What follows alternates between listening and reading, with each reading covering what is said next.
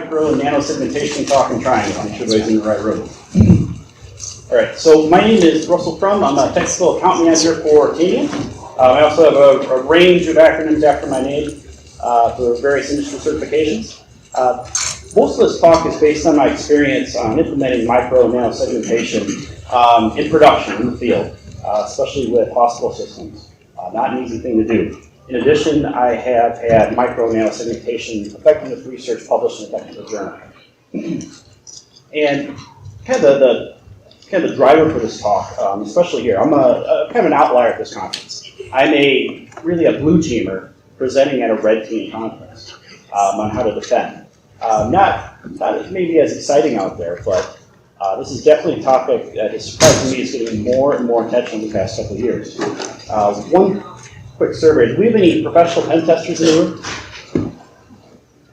All right, so we'll be a lot of blue teamers. So luckily, I've had this tested more than a couple times with professional pen testing groups. I'm not going to name them, but it always makes their job harder. It always makes security an easier thing to kind of say that you're actually providing effective controls.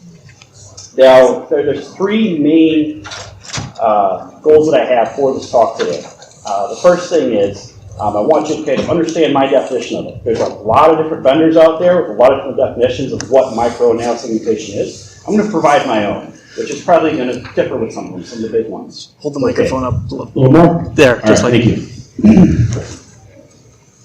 The next thing is I'm going to show you kind of my journey here.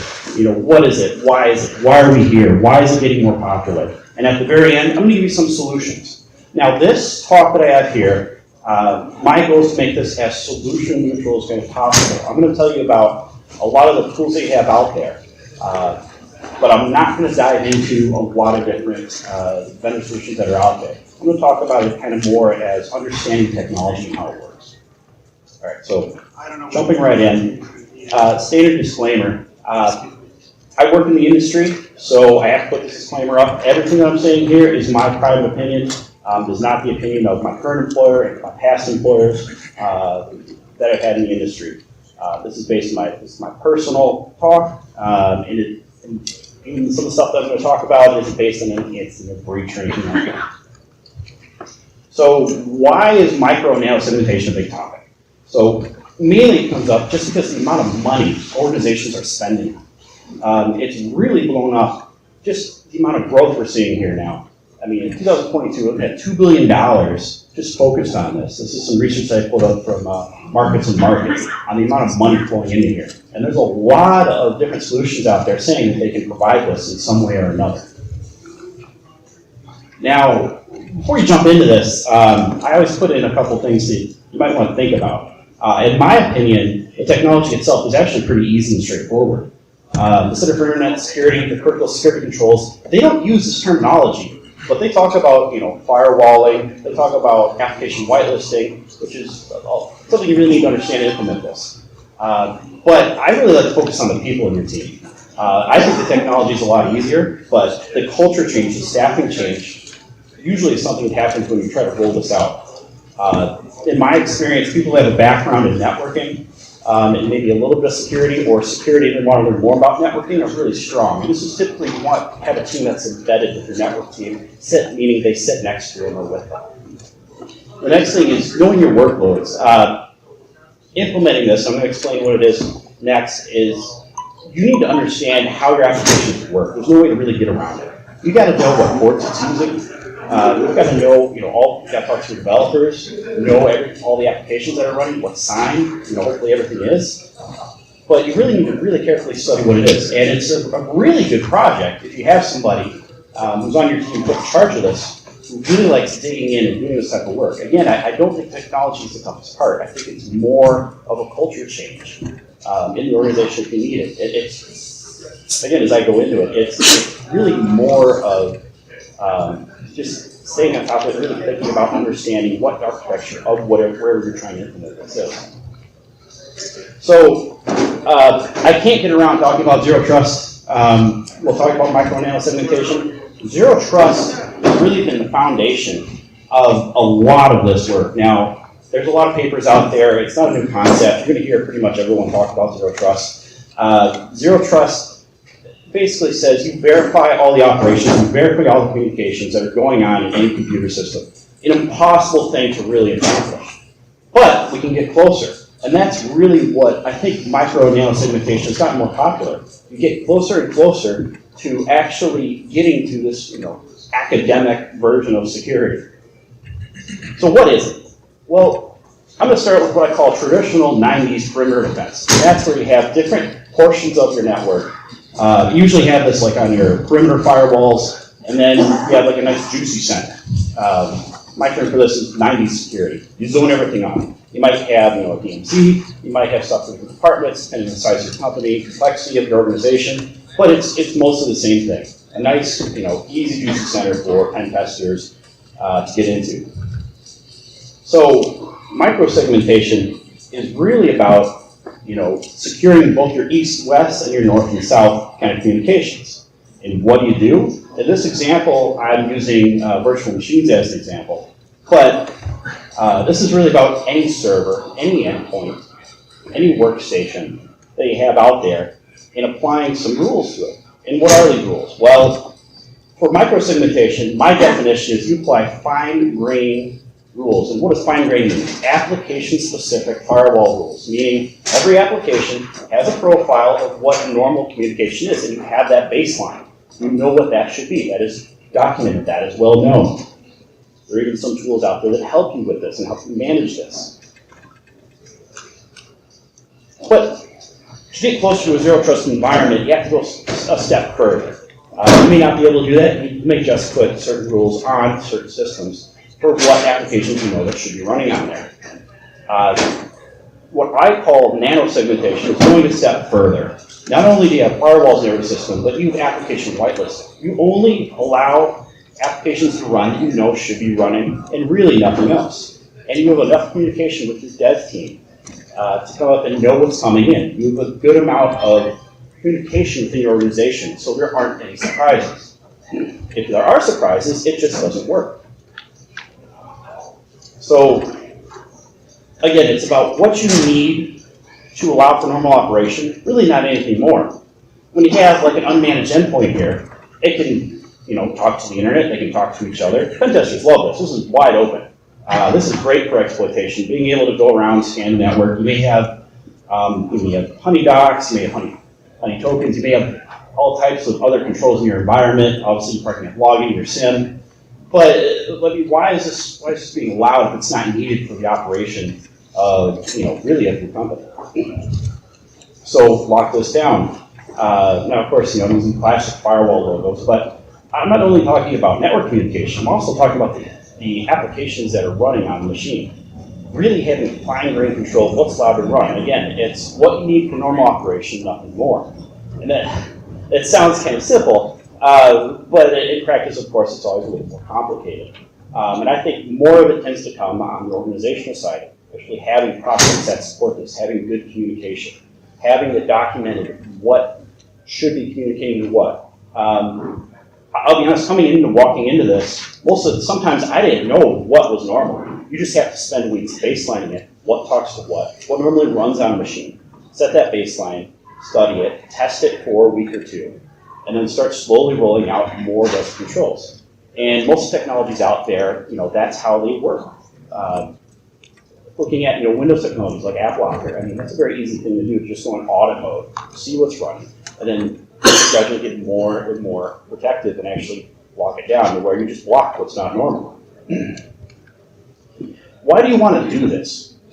So these are what I call quick wins. The main thing is process compliance. If you have any type of communication breakdowns, any type of process breakdowns, you try to roll this out, that's going to come to a head pretty quick. Because you're probably not going to allow communications that people expect to work to go ahead and run. This will probably get people upset. It's like, oh, well, this just worked before. It must be the firewall.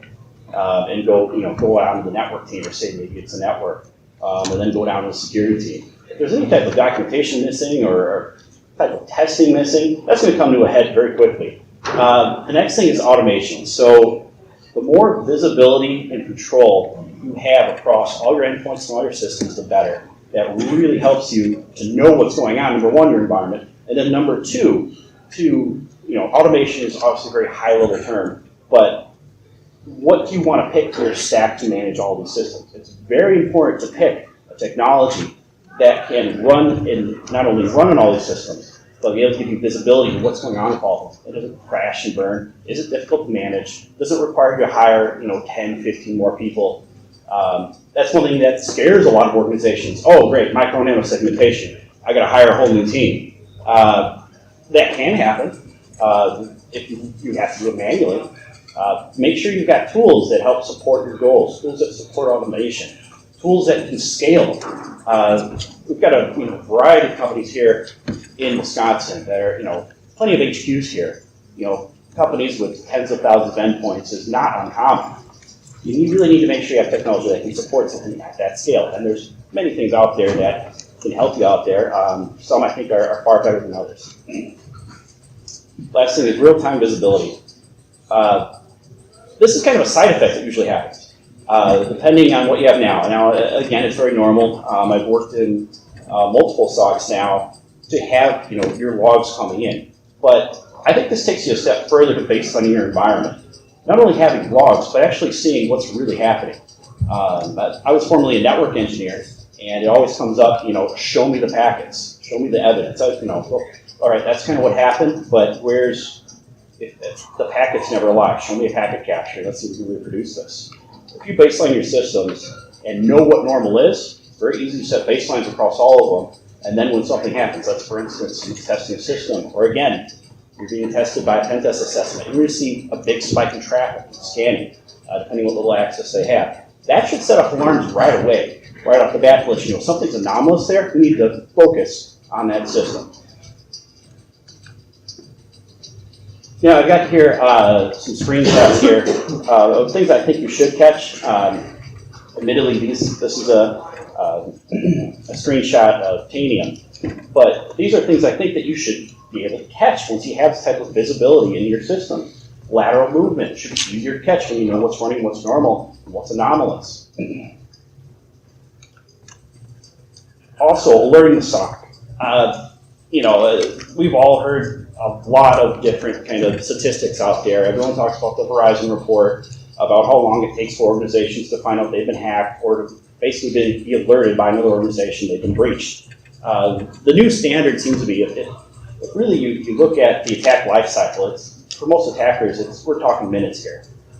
So you really want to make sure whatever you have in place, it gets to a SOC analyst's attention within seconds if possible. And not only that, because I think this is kind of a big issue I've had really with the industry, is that, great, I have all this information, what do I do with it? Not only having it at your fingertips, but being able to take action on it. So this is an example of where you might see it. PowerShell running, and suspicious process trees, suspicious exe. This is very common stuff that you'll see that you should be able to detect today.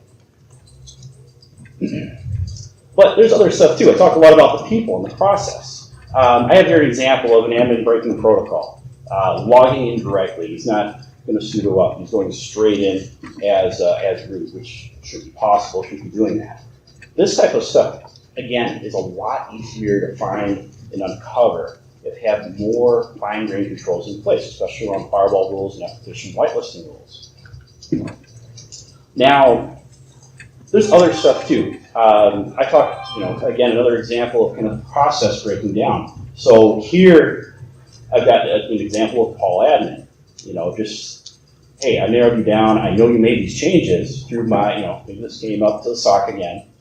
And, why is the system directly hitting the internet? It never did before. Well, in this example, it's like, oh, well, we combine some functions together to save money, save time, new process, etc. Okay, none of that was communicated. None of this is documented. We're not allowing it. That's why it's not working. That's how I found you. This comes to a head very quickly. And, this is normal stuff. Again, working in the field, you see this kind of stuff happens. There's always pressure by the business to get things done. And that's kind of I think a decision every organization makes. How much do you want to roll this out? How academic are you going to be about really pushing this? It's not, as I mentioned earlier, it's not really anything new. It's a well-known CSC control. Again, they call it by something else, but typically everybody's under some type of framework, whether it's ISO 27001, the NIST cybersecurity framework. Just pick one and get good at it. They're all going to mention this in some way. So, I tried to kind of break this down for myself. How did we get here? Where are we going? Why are we doing this? So for me, it's all about, again, zero trust, which is anything new, but actually finding ways to implement that are easier to manage, easier to deploy at scale. So I start out with what I think is easy, and again, what I'll call your 90s firewall-based design. You go ahead and isolate off different chunks of your network using physical firewalls, meaning it may be hard if you just want to go straight in, but let's face it, somebody who does a good phishing campaign, they're probably going to get on some endpoint, get some type of privileges, and start moving around very quickly, find an unpatched system, and continue moving on. And data exfiltration through they're going to pick something encrypted that you allow outbound. Everybody's favorite is 443 outbound. And then I say, well, let's make this a little tougher. Let's go with endpoint firewalls on your servers and on your workstations, and anything else will take it. And this requires a bit more operational cost. This requires definitely much more complexity in your planning. But I don't think there's a huge amount of difficulty there, at least on the technical side. And exfiltration now gets harder. The goal of this is, you shouldn't have workstations scanning each other, talking to each other. You should be able to detect very quickly if printers start scanning your network or start transferring files. That's kind of weird. And really having firewalls in as many systems as possible, and all of them set up so that you only allow what is needed, the most possible. Now, I'm from the real world. That's kind of an academic way of putting it, because you're probably going to have great resistance in your organization because this restricts people's work and can make things slower.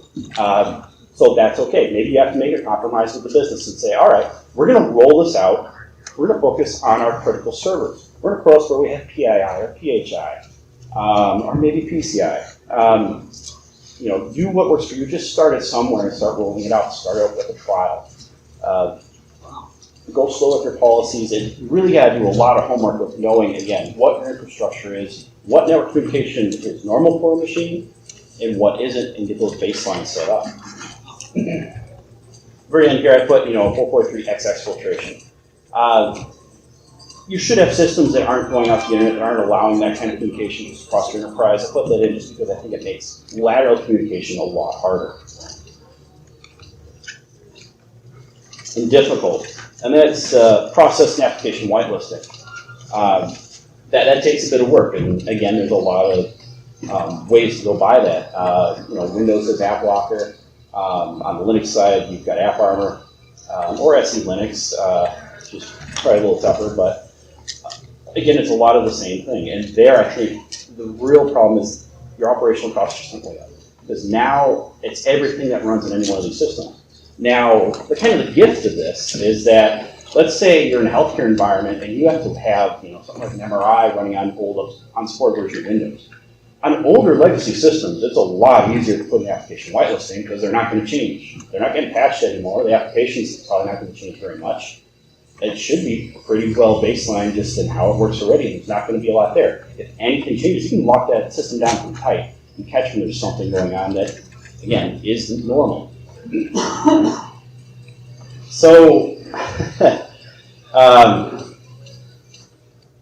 would keep this very realistic. So, none of this is perfect. There's always a way to get around it. There's always a way to kind of get around the controls that you have out there in the environment. And that includes this. This isn't perfect.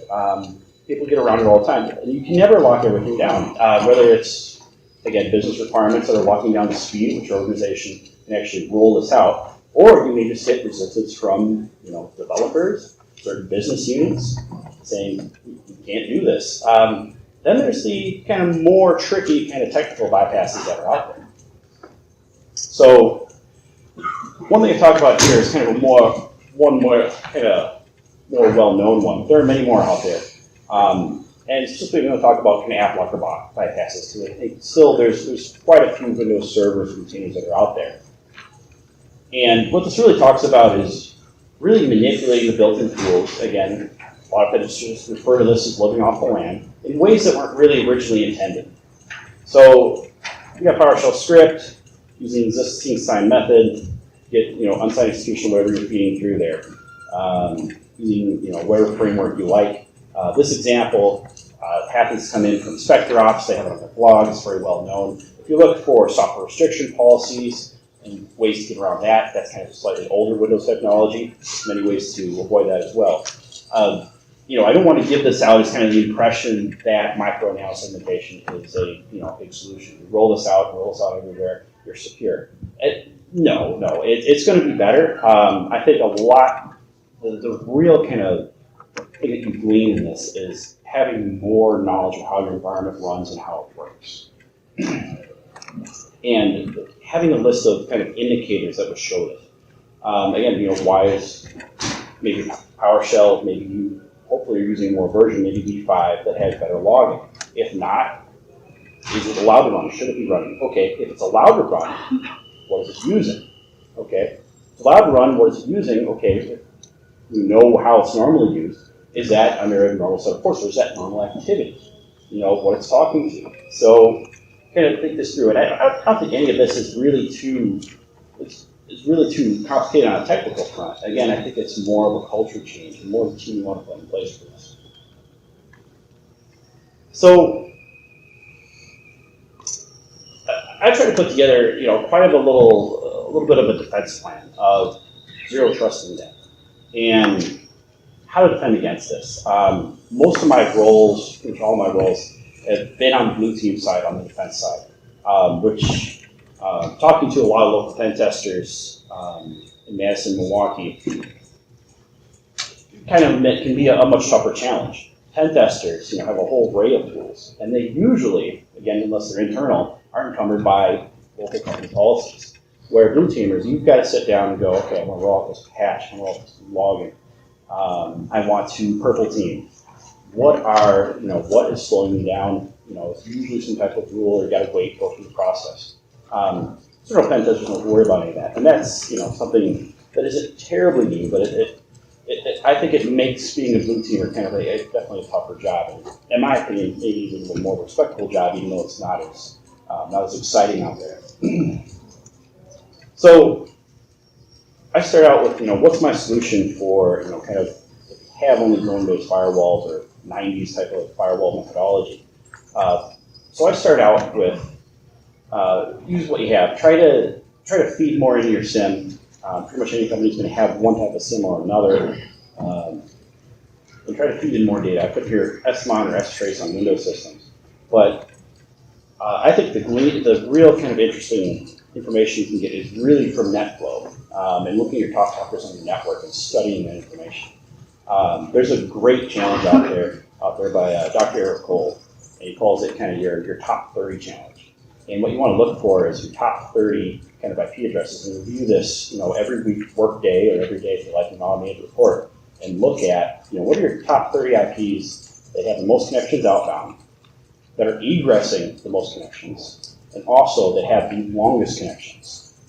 And the challenge is to see between those three different lists, do you match on any one IP address? If you do, prove that it's not data exfiltration out of your environment. And that's always been a very fun challenge to set up and go through. And top 30, you can make it top 50, you can make it top 10. What works well in your environment? But I think there's a lot of data in there without your endpoint visibility. Now let's jump into getting some endpoint visibility. And from here, I jump into what I call, again, micro segmentation. And that's really having firewalls in your endpoint devices. These are normally all managed devices, so typically servers and workstations. And with that, you're going to have some way to orchestrate all your policies in that environment. If you don't have anything, you're just using Windows GPO probably, and that's going to be pretty tough. This is usually through a combination of labels or tags or groups. Maybe there's a certain way you name your systems that makes this easier. Hopefully we have some type of nomenclature that you use that's consistent. Outside of that, there's Linux systems can be more little different for firewall management, but there's a lot of tools out there to manage it. And I'm kind of focusing a little bit on Windows systems because I think they're still most enterprise, your most common system that you're working with. Looking at data exfiltration, it's the same thing. Looking at NetFlow and top dockers. Last is process whitelisting, what I call nano segmentation. And with that, I've kind of jumped on a little bit on the standards kind of automation train with SOAR. My definition of it is probably a little looser than most people's, just that I don't think you need the latest and greatest technology that's out there, although it doesn't hurt to help look and see what is available. But pick a platform, pick something that's consistent, and set up a strategy for how you're going to kind of automate managing all these systems. Application whitelisting can obviously pull up quite a bit. The more you have, the better. And I mentioned AppLock a couple times for Windows because it's built in. You have SE Linux or AppArmor for Linux-based systems. Those are the main tools you're going to focus on. So either focus on using them. If you're a bigger environment, that's probably not very realistic. You're probably going to go out there and buy a tool, something that can actually have visibility into all this and manage all this for you.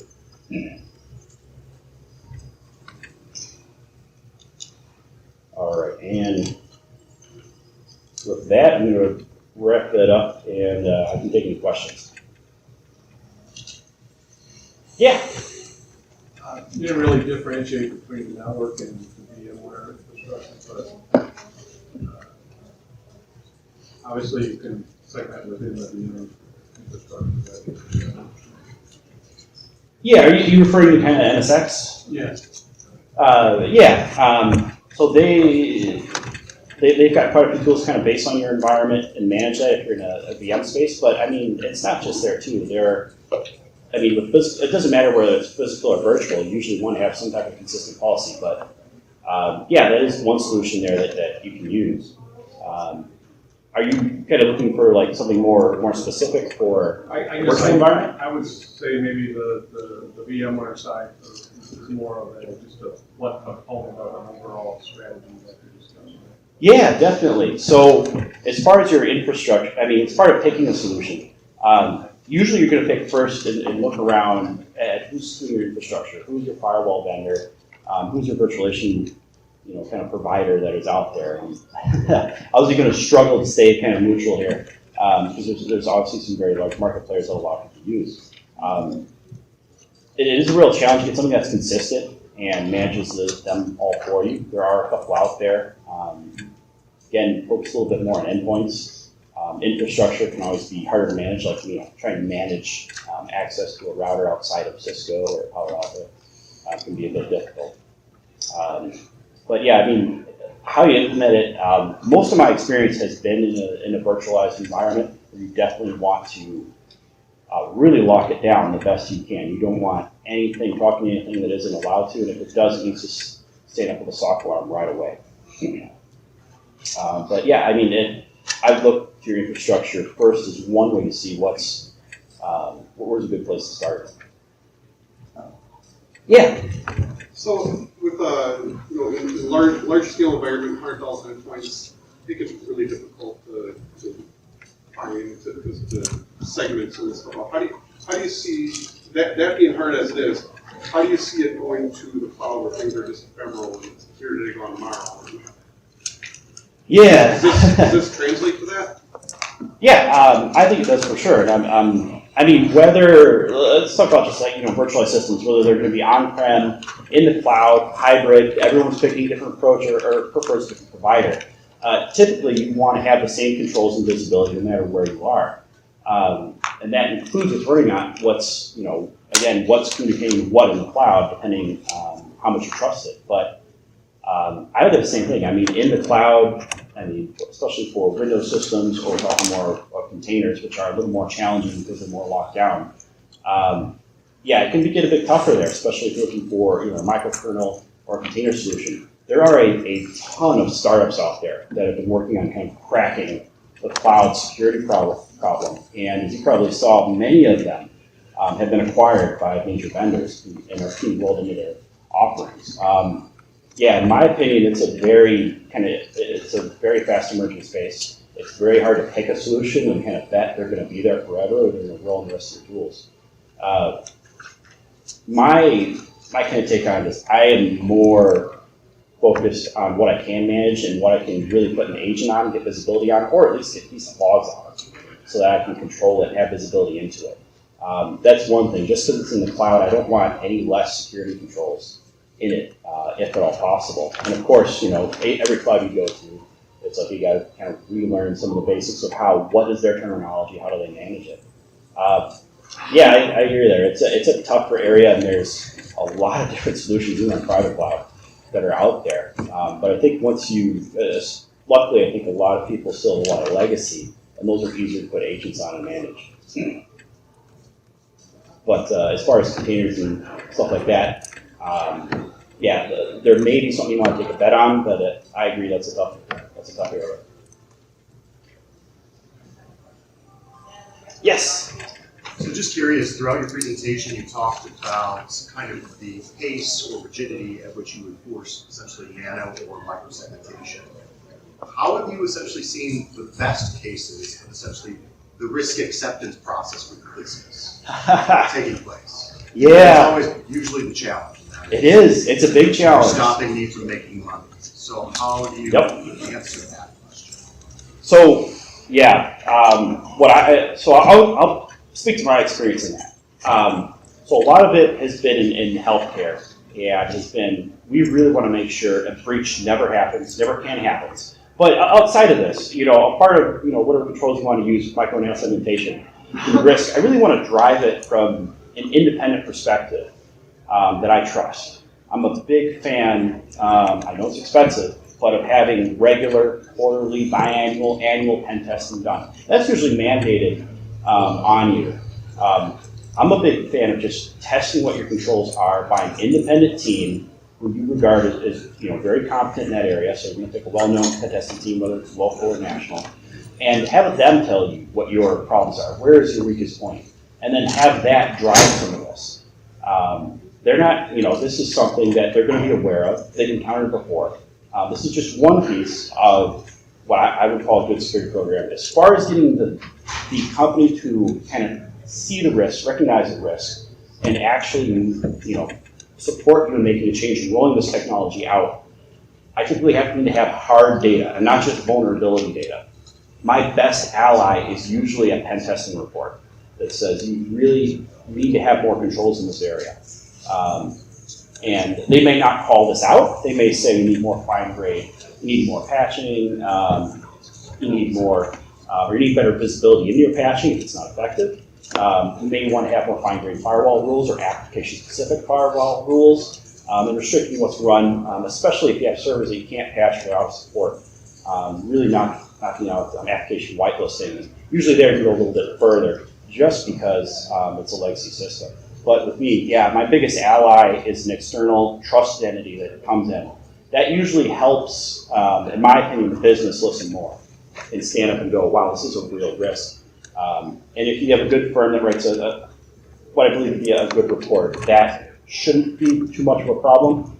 But you know what, at the same time too, you're probably going to disagree on the risk of some things. The more data you have there that helps. None of this, kind of taking a step back. Anytime I've had to roll this out, you always need to have management support, strong management support, and usually that's because there's a major risk of something going wrong. And it's okay to compromise and say, hey, I don't want to go out and roll this out to all of our employees or endpoints. Just try to get something started. You kind of see the visibility into it, and then try to have somebody test it and kind of show the difference of it. It's really about getting that data, getting that trust, and that support from middle and upper management to support you and roll that out. That could be, drastically, more difficult or less difficult depending on the data that you're dealing with. We all have data to hide, and I'm a big fan of this because I live and work in Wisconsin, and I work with there's many local companies here that I buy products from, and I don't want to see another breach in Wisconsin. So I think this is more effective and helps you, but the only way to really sell it is to have hard, incontrovertible evidence that it is more effective and it will help you. Hopefully that helps. Yes. Do you have any experience using Azure's new Sentinel SIEM product? So, do I have experience with Sentinel SIM? I have not used that specific SIM product. However, there are a lot of new SIM products on the market. We have Swimlane, kind of here. They're not, we're similar, more of an, I would say, more of an orchestration platform, but we are seeing things like Expel. We're seeing new startups come in. Next-gen SIMs, UEBA SIMs, versus your kind of more traditional SIMs that are out there in the market. It's very new. I'll just say it in general. I'm not familiar with that one, but in general, a lot of this is new technology that I haven't seen a lot of big deployments yet to really test it. I'm a fan of anything that helps the environment, that helps the SOC and helps defenders get out there.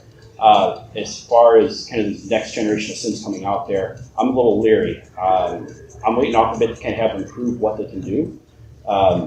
My big thing again is the people in your organization versus tools you have and the budget that you have. The more tools and budget you have is always better. But if you have a group of people who are committed to really being security professionals in the area, and we can get a little bit of budget, whether you have to use open source tools and budget restrictions, or you have some more that's out there. I focus on, again, the people more than the technology that's out there. There's many ways to implement all these controls that are out there, but I think focusing on ones, especially when you're larger. Now, let's say when you have a much bigger organization, you probably want something that can scale up. You probably want to buy something that can handle that.